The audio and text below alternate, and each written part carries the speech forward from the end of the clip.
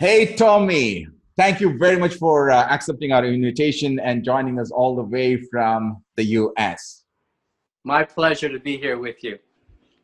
Tommy, I know that you are a very successful speaker and especially into the business and entrepreneurship these days. But most of the people, my audience and the world likes to know the pain that you have gone through in your life because your life was not that easy and you had to Yeah. go through a lot of struggle. And this is exactly what I do with most of my audience, most of my guests who come here. I start with that pain, and it's that pain that actually motivates us, and it is that pain that takes us and connects us, saying that if you have gone through that pain, then I can also do what I'm going through right now. It's a pain that connects with most of us. So something happened in your life in 1989. A friend invited you to somewhere, and that started changing your mindset and to what you are today. Everything changed because you didn't never expect that what you're going to be today. So take us through what happened in 1989.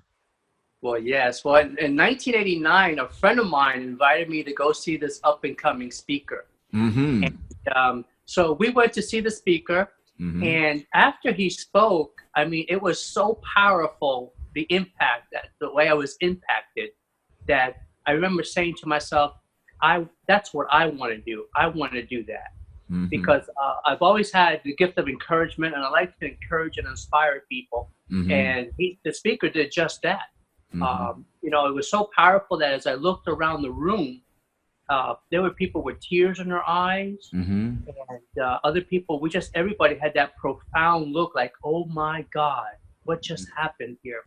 And at that time, in 1989, there wasn't very many people in the room. There may be less than 100 people at the time. Of course, he wasn't as popular and famous then as he is now. However, I remember leaving that event and just you know, contemplating how can I do this, and not you know, really knowing or paying much other thoughts and other things. But what happened was that after that event, that's basically where what I call my preparation began to be able to do what I'm doing today. Because unless you go through some pain and different things in your life that actually forces you to make changes in your life, that's what started my process, my transformational process. So in 1989, I went through my first divorce, and after 9 years of marriage, that marriage came to an end. Consequently, I've had 2 more divorces after that marriage, so 3 divorces. And as time went on, I just had lots of failures and all kinds of problems in my life, with not only with relationships, of course, the other 2 ex-wives, but also in business. I would try different types of businesses, failing at many different things. Went through all kinds of personal struggles with drugs, or coming to drugs and overcoming addictions. Also, just a whole slew of things. I mean, just everything I was doing was not working. And I remember just saying, you know, wanting to do that because I like to encourage and inspire people, but not knowing how and what to do. At one time, I also contemplated committing suicide, and you know, killing myself, because the pressures and everything was just so unreal, and it was really a tough time. So, but you know, through the grace of God, I believe, you know, He kept me here going through the struggles. And then in November 8th of 2016, I had an opportunity to go see that speaker once again. When I went, he, from the stage, had mentioned that right after that event, he was going to have a meet and greet in his office right here in Fort Lauderdale, Florida. And I'm thinking, oh my God, that's my backyard. You know, I need to go and you know, meet and greet, you know. So I showed up. And of course, at that event, at that meet and greet, he launched the Les Brown Institute. So that for me was an opportunity of a lifetime. I was like, this is it. I got to take advantage of this opportunity. And I did. I didn't have the money or anything to invest, but it's amazing, you know, when you really want something bad enough, you will find the ways to make things happen. And that for me was a very powerful thing, because what a lot of people don't know, what for me to get that money, I I lived in a trailer home, a little trailer home in Davie, Florida at the time. And I remember telling my daughter, who was my confidant, we talked a lot, that I was going to sell my home to get the money to get enrolled in the institute. And she said, she just said, "No, wait, Dad, you can't sell your home." But I was just so determined to come up with the money and not miss out on that opportunity that I was willing to do anything. I told her, "Oh, I'll sleep on my truck. I don't care. I need to make this happen." So she actually convinced me not to sell my little trailer home at the time. And she said, "Dad, why don't you try selling something else?" So anyway, eventually what happened, there was really nothing else to sell. And but I did come up with the money and was able to finance the program. So I became a founding member of the Les Brown Institute on December 1st, 2016. Okay. Wow. So, and that was very, very impactful, because the training that I received with that institute, it was very transformational. Of course, it's enabled me to change my life. Not only what I do for a living, because I was in the home improvement business, and now doing home remodeling, and now I do life remodeling. Wow. I help people. I help people change their lives and transform their lives, and not only in entrepreneurial areas, but also with their finances, also with personal development and leadership.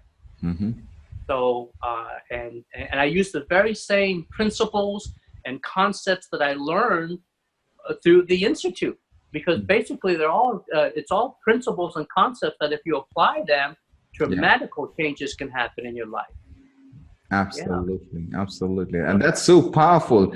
I just want to tell to all my audience who are listening to us, whenever there comes a program and when we come up with a fee structure saying that it's going to be $1,000 or $5,000, they say that the fee is too high.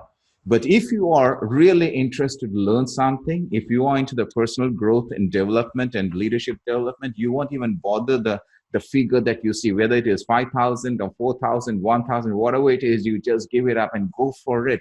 And that's where that's where you came in, and that's where I go in.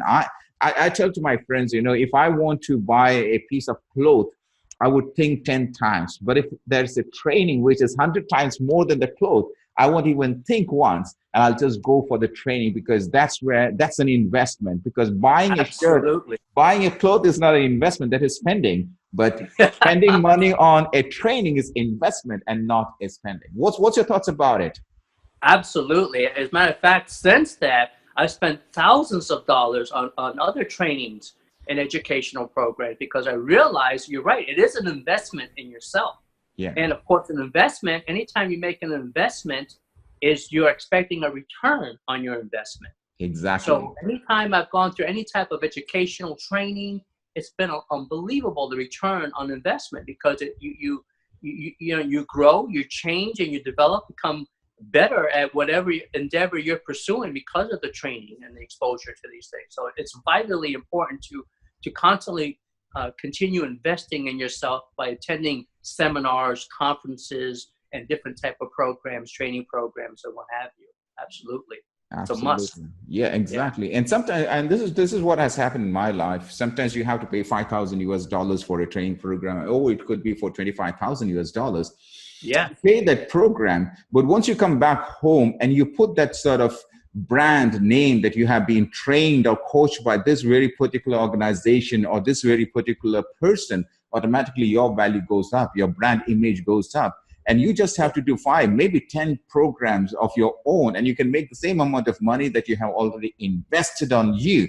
So everything, so that becomes your break even. That becomes your break even, and anything after that is your profit. It's the return of investment, return on investment. What you said right now, the ROI, you get it back. The more you invest, the more you get. Because if you want to catch a big fish, you have to throw a small fish first. Right. That's right. Yes. Yes. And in 2016, you got into Les Brown and you became a founding member of Les Brown Institute. So today it has changed its name. It's called as Les Brown Unlimited. And now, yesterday, they have come up with another academy or institute, which is called Les Brown Global. Global. So that, yes. yeah, so there are different organizations, and the central point is Les Brown. My Yes. question is, and this is something which I asked to most of the Les Browners, let me put it that way. Everybody who falls under Les Brown is Les Browners, you and I. All right. So why Les Brown? Why didn't you pick up some other instructor or trainer as your leader, but why Les Brown as your leader? That's a great question, because I did look at other, a few years prior to that, I did look at the John Maxwell program. I know there's various other programs out there. Mm-hmm. However, Les Brown was the one who actually, I could relate to his story. Growing up poor, I mean, I grew up poor, and just the stories, I was just able to resonate so much with him. A lot of the things he talked about, I can remember going through some of those things as well. Yeah. And it was just about the way he spoke with the conviction and the power. Yeah. I mean, you can feel it inside you. It's just amazing. And then through the years since '89, I would listen to him also, because I did go see him a few other times after that. Okay. As he was getting more popular and more famous, of course, the crowds were getting bigger. Yeah. And so I would and go listen to him speak, and just was really amazed at what he was sharing, those principles and concepts about transforming your life. And I know even back then that I needed to make changes. Of course, as time went on and going through everything that I went through, it came to the point in 2016 that, I said, you know what, I got to do something. And Les Brown is starting an institute, and he's starting, to do what I wanted to do, because it was a dream of mine to be a motivational speaker. Yeah. And because of my gift of encouragement, and I like to inspire people, and I would do that naturally throughout my life. People would come to me years after I've met them and I have an engagement with them. They say, Tom, you know what? You really impacted my life in a positive way. And I would hear this many, many times from many different people. So I knew that that was a gift, and that's what I wanted to do. Absolutely. So when the opportunity arose back in the last November in 2016, there was no doubt that I had to take advantage of it and not let anything stop me, the finances or whatever. So I made it happen, went after it and learned, and I have a passion to help people achieve their goals and aspirations and their dreams, because in reality, I believe that anybody can do that. They can achieve what it is they want. Now, whether they're willing to do the work necessary, that's another thing. But again, I help encourage them to because most people will want to try it. They'll go try something for 2 or 3 months, and now it doesn't work. They quit. Well, no, it doesn't work. They stop working, because you don't try something. There's no state of trying. Either you do it or you don't. There's no state of trying.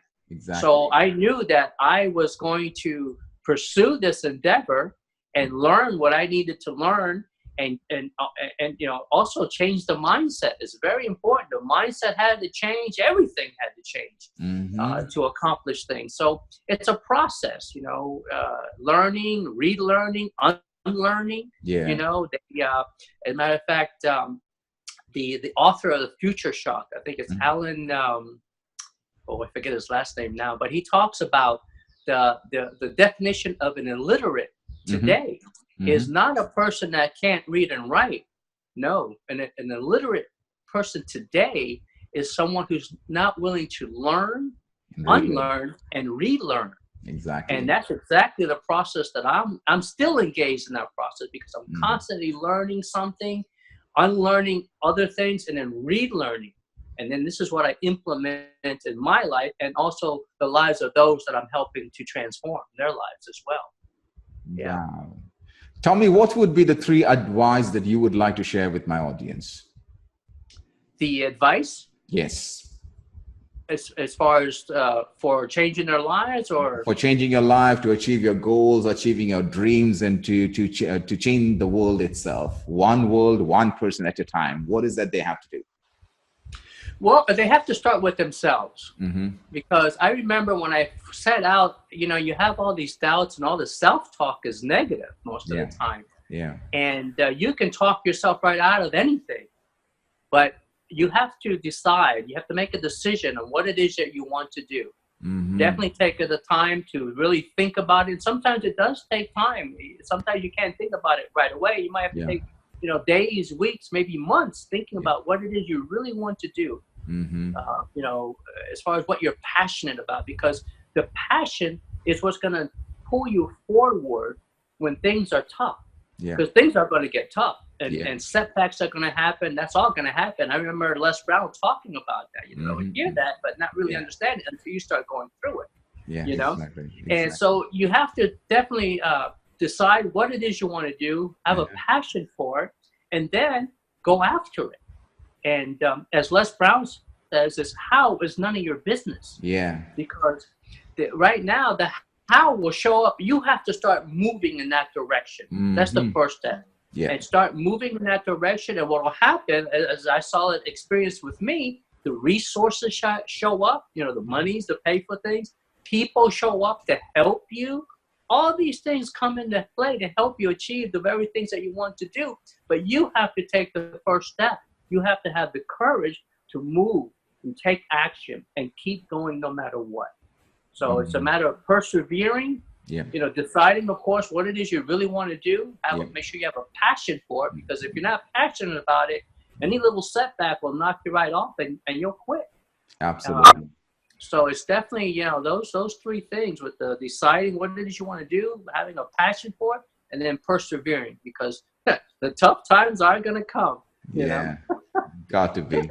Wow, that's a great lesson, and that is something which I hear from most of the guests, most of the successful people, whether they are into a profession, they are entrepreneurs. They all talk about the passion. They all talk about the goal, the vision that you have, the mission that you have, your values, and so forth. The how part automatically comes in. That reminds me. And the book Start With Why by Simon Sinek speaks about start with a why, because if you don't connect your purpose with what you're doing at the time when you reach your goal, you would ask yourself, this is not the whole purpose of my life was, it is something else. And when it comes to Tommy, you connected what you're doing right now with a purpose, because you have seen the downfall in your life. And today you're connecting with those people who are in that particular ditch. I call it the ditch. You're lifting them, you're uplifting them, you're motivating them, you're inspiring them. And you can't inspire everybody until otherwise you get inspired by someone else. And that's what you get the light from people like John Maxwell and Les Brown and so forth. Yeah. And Simon Sinek, I also listen to a lot of his material as well. Yes. Fantastic. Fantastic. Yeah. Ladies and gentlemen, Tommy Pichardo.